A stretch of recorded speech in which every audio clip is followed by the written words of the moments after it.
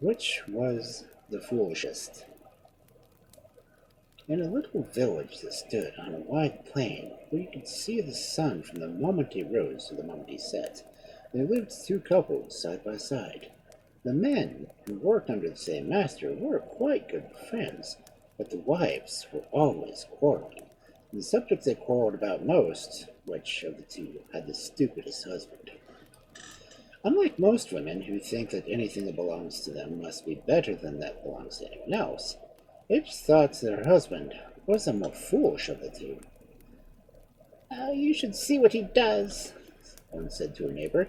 He puts on the baby's frock upside down, and one day I found him trying to feed her with boiling soup, and her mouth was scalded for days after. Then he picks up stones in the road and sows them instead of potatoes. And one day he wanted to go to the garden from the top window because he declared it was a shorter way than through the door. That is bad enough, of course, answered the other. But this is really nothing to what I have to endure every day from my husband. If, when I am busy, I ask him to go and feed the poultry, he is certain to give them some poisonous stuff instead of their proper food. And when I visit the yard next, I find them all dead. Once he even took my best bonnet when I had gone away to my sick mother, and when I came back, I found out that he had given it to the hen to lay her eggs in. And you know yourself that, only last week, when I went to buy a cask of butter, he returned driving 150 ducks, which somebody had induced him to take, and not one of them would lay. Yes, I'm afraid that he is trying, responded the first. But let us put them to the proof, and see which of them is the most foolish. So, about that time that she expected her husband home from work, she got out her spinning wheel and sat busily turning it, taking care not even to look up from her work when the man came in. For some minutes he stood there with his mouth open, watching her, and she was still remaining silent, and said less. Have you gone mad, wife, that you are sitting spinning without anything on the wheel? You may think there is nothing on it, answered she, but I can assure you that there's a large skein of wool, so fine that nobody can see it, which will be woven into a coat for you. Dear me, he replied, what a clever wife I've got! If you had not told me, I should have never known that there was any wool on this wheel at all. But now I really do seem to see something. The woman smiled and was silent, and after spinning busily for an hour more, she got up from her stoop and began to weave as fast as she could. At last she got up and said to her husband, I'm too tired to finish it tonight, and I shall go to bed, and tomorrow I shall only have the cutting and stitching to do. So the next morning she got up early, and after she had cleaned her house and fed her chickens and put everything in its place again, she bent over the kitchen table, and the sound of her big scissors might be heard, snip, snap, as far as the garden. Her husband could not see anything to snip at, but then he was so stupid it was not surprising. After cutting came the sewing. The one padded and pinned and fixed and joined, and then turning to the man, she said, Now it is ready for you to try on. And she made him take off his coat and stand up in front of her, and once more she padded and pinned and fixed and joined, and was very careful in smoothing out every wrinkle. It does not feel very warm, observed the man at last, and when he had borne all this patiently for a long time. That is because it's so fine, answered she. You do not want it to be as thick as the rough clothes you wear every day. He did, but he was ashamed to say so, and only answered, Oh, I'm sure it must be beautiful since you say so, and I shall be smarter than anyone in the whole village. What a splendid coat, they will exclaim when they see me, but it is not everybody who has a wife as clever as mine. Meanwhile, the other wife was not idle. As soon as her husband entered, she looked at him with such a look of terror that the poor man was quite frightened.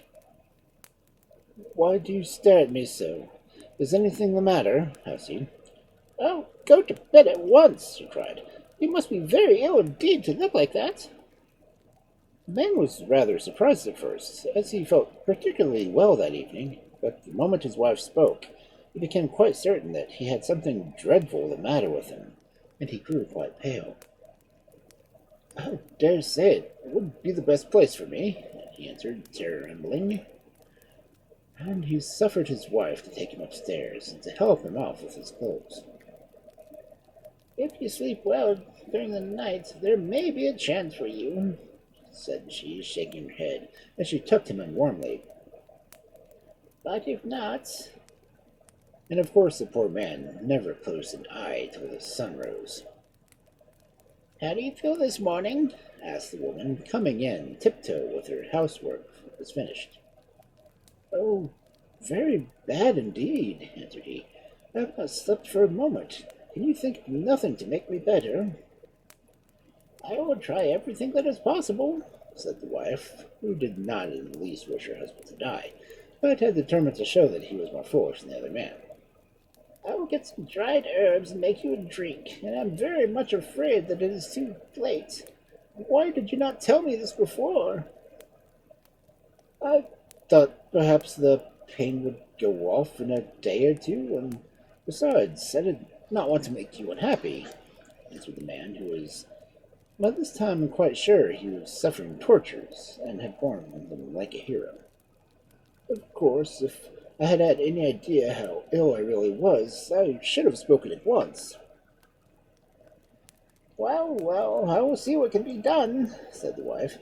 "But talking is no good for you. Lie still and keep yourself warm." All that day the man lay in bed. Whenever his wife entered the room and asked him, with a shake of the head, how he felt, he always replied that he was getting worse. At least in the evening she burst into tears. When he inquired what was the matter, she sobbed out, "Oh, poor, poor husband, are you really dead? I must go tomorrow and order your coffin." When the man heard this, a cold shiver ran through his body, and at once he knew that he was as well as he had ever been in his life. "Oh, no, no," he cried. "I feel quite recovered. Indeed, I think I shall go for a walk." "You will do no such thing," replied his wife. "Just keep quiet, and before the sun rises you will be a dead man."